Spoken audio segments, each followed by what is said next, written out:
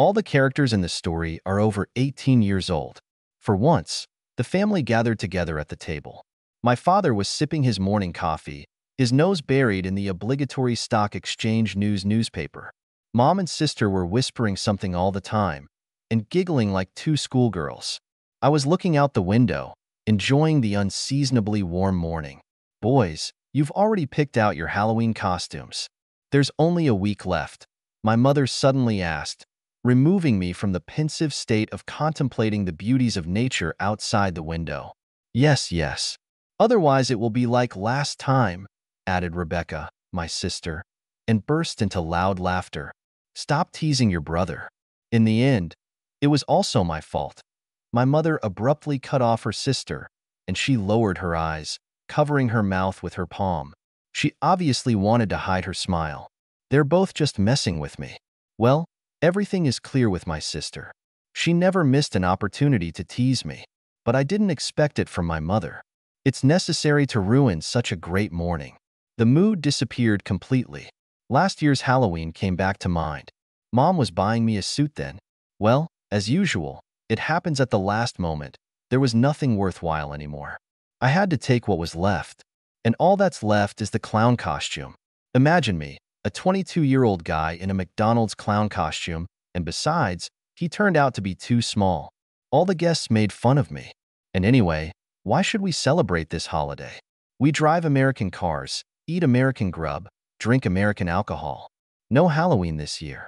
Well, first of all, the costume should be a surprise, and secondly, as you ladies put it, there is a whole week ahead. My father suddenly interrupted my indignant patriotic thoughts. Don't be afraid. This time we will be on top of it. He was clearly addressing me, finally looking up from his newspaper. After saying something in response and thanking for breakfast, I retired to my room. Yes, it's easy to say to yourself, that's it, that's enough. But how do I tell my father that? He is the commercial director of a large construction company. They have been friends with my uncle since childhood, and we have been together all the holidays. At first it was just family friendship, but now it's a manifestation of the corporate spirit, as my father liked to say. All corporate events were held with the participation of the families of the company's management. It brings the team together. That's what my uncle thought, and my father was of the same opinion. To miss such an action without a valid reason was considered a violation of corporate ethics, and it was not allowed. It was decided to postpone this conversation to the last day, and then act according to circumstances. The week passed quickly, of course. I did not buy any costume. Halloween this year turned out to be on a Friday. It wasn't the busiest day at the university, and so I was already at home after lunch. On the threshold, he already bumped into his mother and sister. Those with huge bags got into the car. On the way, Mom explained that they were rushing to the neighbors to help Uncle John's wife decorate the room and set the tables. It starts at 7. Don't be late. It was good for me. It seemed easier to talk to my father alone. I found my parent in the office. He was working on a computer. Dad, we need to talk. I immediately took the bull by the horns. Before he could open his mouth for the next sentence, he was interrupted by a sharp phone call. My father picked up the phone. His face was furrowed. He was silently listening to someone on the other end of the line. As always, it's not a good time, he said, dropping the receiver on the phone. Has something happened? Yes, our truck with building materials got stuck at customs. And here the weekend is coming. So, I'm flying to settle things. I'll be back later. My father rushed to the door, pulling on his jacket as he went. Dad, I'm not going to the neighbors, I blurted out right away, afraid that my father would hide behind the door now. My father stopped and looked at me strangely. What are you doing all of a sudden? I'm not going, that's all. Simon, my name, by the way. I understand that it didn't work out last time, but I ask you not to inflame the situation. My relationship with the general manager is no better now. Things are going badly, and there's this truck. Don't complicate it. Okay. I don't have a suit, I stammered, trying to rehabilitate myself somehow and not anger my father. That's just not a problem. You'll find my last year's one in the garage. It's just for you. With that, he grabbed his briefcase and walked out the door. Yes, it's going to be a little hot in a suit. I recommend you to be in your underwear. Dad's head appeared for a moment from behind the door and disappeared completely. Well, That's it. There is no turning back. There was nothing to do. I walked around the house and closer to the X hour. I trudged into the garage, trying to remember what my father was wearing for last year's Halloween. Well, of course, it was Teddy Bear's teddy bear costume. Yes, the costume was good. I checked it out last year. It looked very cool and realistic. Even the claws on the paws looked like real ones. I immediately tried it on. The fact is that my father and I are of the same height and build, and therefore, the suit was just right for me. I got in the car and drove to the neighbors. Fortunately, they lived 5 minutes away. Well, you can't walk down the street to them in a suit. I parked from the backyard. There were no more places in the parking lot in front of the house. Putting on his helmet head, he headed for the door. Oh, Winnie the Pooh came to us. The hostess opened the door. Candy, or death, I growled, imitating a bear's growl. I didn't recognize my voice myself. The helmet specifically distorted it. Ooh, what a scary bear. Someone grabbed my arm and pulled me out the door. I've sharpened it up.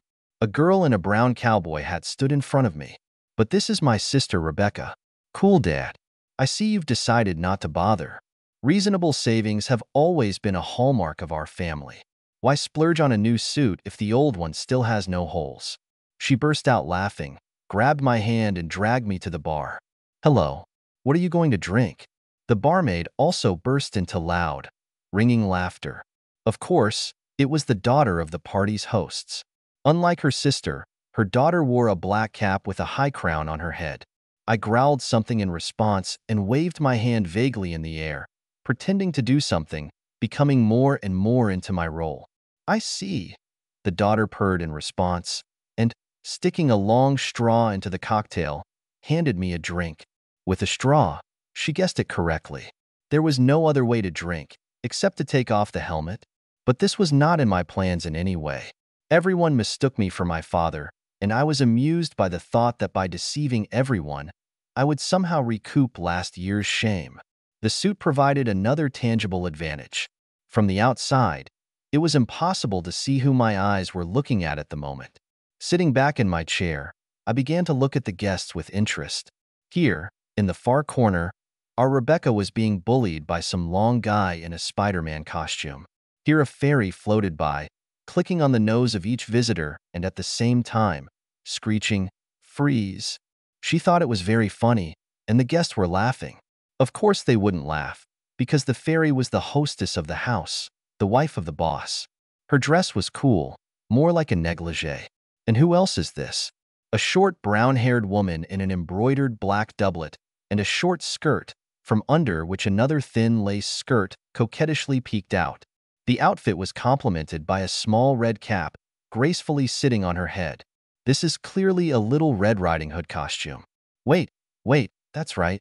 This is my mom.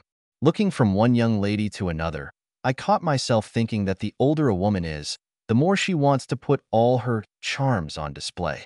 It's especially fun to watch them while dancing, especially rhythmic ones. My thoughts were interrupted by a lanky aunt who grabbed my arm and pulled me into a circle. It seems to be one of Dad's accountants. Judging by the flushed faces around, everyone had already taken enough alcohol to have some fun. The lambada sounded. Yes, lambada is just the dance for such experiments. Thank God the dance is over. The accountant pinched me one last time and disappeared among the guests. I struggled up onto a chair, catching my breath. The more I watched the tipsy guests, the more it seemed that these people knew each other pretty well. You know what I mean. Every man tried everything except to drink and cuddle, of course, not his own, but someone else's wife. Another fact was alarming. Since last time, I knew that by 10 o'clock in the evening an office minibus would roll up to the porch and all the young people would take it to a nightclub. Naturally, at the expense of the company. Yes, it would be fun to stay and see what the old people are doing here. I caught myself thinking that it would have been nice if my father hadn't come at all. But on the other hand, it could be fraught with big trouble. I would have been found out late or early. Besides, I was sweating, as if someone had poured a bucket of water on me. Quietly getting out from behind the counter, I went in search of a toilet. I knew the neighbor's house well. The guest toilet was on the ground floor, but there was also a toilet on the second floor, although it was more modest, and it was unlikely that the guests knew about it. I knew for sure that it would be quiet there, and no one would disturb me. I stumbled upstairs with an uneven gait. Barely climbing the last step of the stairs, I realized my mistake. As expected, there was no one around. And who is so small here? The bird chirped as ordered. What kind of birds are in the toilet? I came to my senses from the sound of the latch clicking. Sweat was blurring my eyes. I didn't even bother to take off my helmet and close the door with a latch. It was so urgent. The silence was broken by the crackle of toilet paper coming off. Little Red Riding Hood, Little Red Riding Hood. Feverishly, I went through all the guests in my mind. I have already seen such a Red Riding Hood on someone today, and that one is like a bolt from the blue. M.O.M., her lips said soundlessly. My mouth was dry. I couldn't make a sound. Gasping for air like a fish stranded on the shore, he stared in horror at his mother's busily moving head. Well, that's it. I can't anymore. With these words, she abruptly straightened up and looked in my direction. I involuntarily recoiled. After taking one hesitant step, he hit the wall. That's it. Stop. Have arrived. I looked her straight in the face, knowing that she couldn't see me. Thank God I didn't take off my helmet. I will never forget that face. Hazy eyes, red cheeks, and rapid, ragged breathing. Don't worry, dear. As if reading my thoughts, my mother said in a hoarse voice, breathing heavily. All this was happening before my eyes, as if in a slow-motion dream. I've never seen anything like it before. You were extraordinarily good today, honey, Mom said with a smile. I involuntarily followed her with my gaze. I stood against the wall for a few minutes, gathering all my thoughts together. My mother obviously confused me with my father. And what will happen when the deception is revealed? I was afraid to even think about it. But you can't sit in this toilet forever. You need to get out somehow. After hastily washing up, I cleaned myself up. I trudged down the corridor in the direction of the stairs. My mother and aunt were standing at the bottom of the stairs, talking animatedly about something. I hope the mother doesn't share her impressions of her adventure with her friend. My thoughts were interrupted by a sharp ring at the front door. Another guest has arrived. My sister rushed to open the door. Why is it taking so long? She was pulling the new guest by the hand. Rather, for the glittering metal glove. After all, the guest was dressed in a knight's costume. Vague doubts began to assail me. At least this night did not turn into a night of a sad image. Sad, of course, for me, after learning what happened between me and my mother. Surprise. The knight blurted out loudly. I felt cold. It was my father. Did we play a great prank on you? The knight persisted, clearly enjoying the effect. I was ready to fall through the earth, but the firmament of the earth did not open up under me. I stood rooted to the spot in the middle of the stairs. It was too late to run upstairs. Everyone had noticed me. The guests who came up clapped their hands and dragged their father into the living room, admiring his costume as they went. But I didn't see that anymore. I only saw my mother and aunt slowly turning in my direction. The mother's face has turned pale, and a strange, stupid smile is wandering on the aunt's face. The mother covered her mouth with her hands, either by muffling the scream that is about to burst from her lungs, or by suppressing the vomiting effect. It doesn't matter. She abruptly turned around and ran towards the kitchen. Young people, the carriage is ready, my father announced loudly. An office bus could be seen through the open door, ready to take the young people to a nightclub. Probably, my father came in it.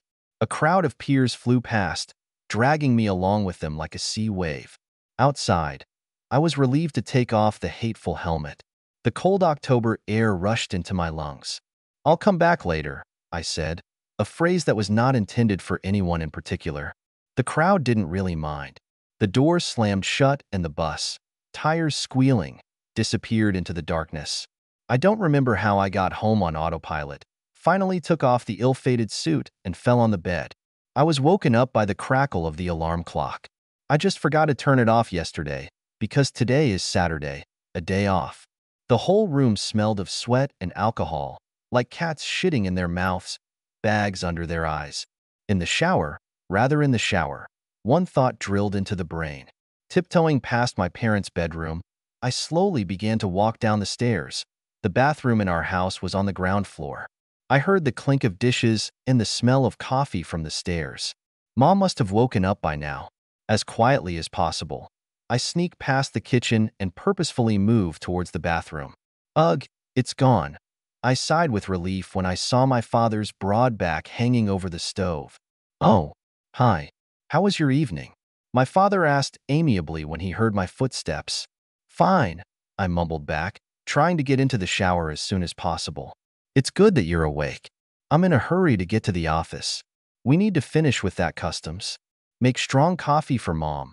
Otherwise, she's been scaring the toilet all night. Don't forget, just 1 spoonful of sugar and no cream this time. He was already saying the last sentence as he walked, closing the front door behind him. In the shower as soon as possible. The warm water brought incredible relief, and the cold contrast shower gathered all the thoughts in a heap. The mood has clearly improved. As he brewed coffee, he convinced himself that if a conversation with his mother was imminent, then now was the best time. My father is not there. My sister sleeps soundly. She probably only returned home in the morning. Putting a cup of coffee, a sugar bowl, and croissants on a tray, he confidently moved towards his parents' bedroom. Confident is a big word. Rather, it looked like the last path of a condemned man. I went up the creaking stairs. Sidling through the bedroom door, he stepped into the unknown. Mom was sleeping with the blanket thrown back to her waist, and there was a bowl of water on the floor. Apparently, my father helpfully put it on at night when my mother was ill. Trying to make as little noise as possible, he put the tray on the night table. But my hands were shaking, either from excitement or from drinking, and the dishes rang treacherously. Mom woke up right away. When she saw me, she grabbed the blanket and pulled it towards her. She was completely covered, with only one eye peeking out from under it. "How dare you come into my bedroom?" Mom hissed. Her eyes were spewing thunder and lightning. She was ready to incinerate me. "Mom, calm down. It's just coffee. Don't come any closer. How dare you?" she hissed, standing up on her elbows. I stared blankly at her, expecting a torrent of abuse and reproaches. "How can you look into my eyes after what you've done?" And then I got carried away. Did I do that? Yes, you attacked me without even letting me get a word in, I retorted angrily. And here happened what I call the unpredictability of the female character. A second ago, she was ready to kill me and tear me to shreds, and a moment later tears gushed from her eyes and she covered her face with her hands and leaned back on the pillow. What a shame, she whispered. If only my father didn't find out. I hope you didn't tell him anything, I asked suspiciously, remembering my aunt's snide smile. At least a word or half a word. I'll kill you. The eyes were burning and emitting lightning. I realized that our conversation would lead to nothing. It was necessary to change something non-standard, unusual. My mother recoiled in surprise, but I held her hand tightly. "Mom, I'm sorry. It's my fault. It just happened. I should have opened up right away, but Dad and I wanted to make a surprise. It's my fault. I'm sorry.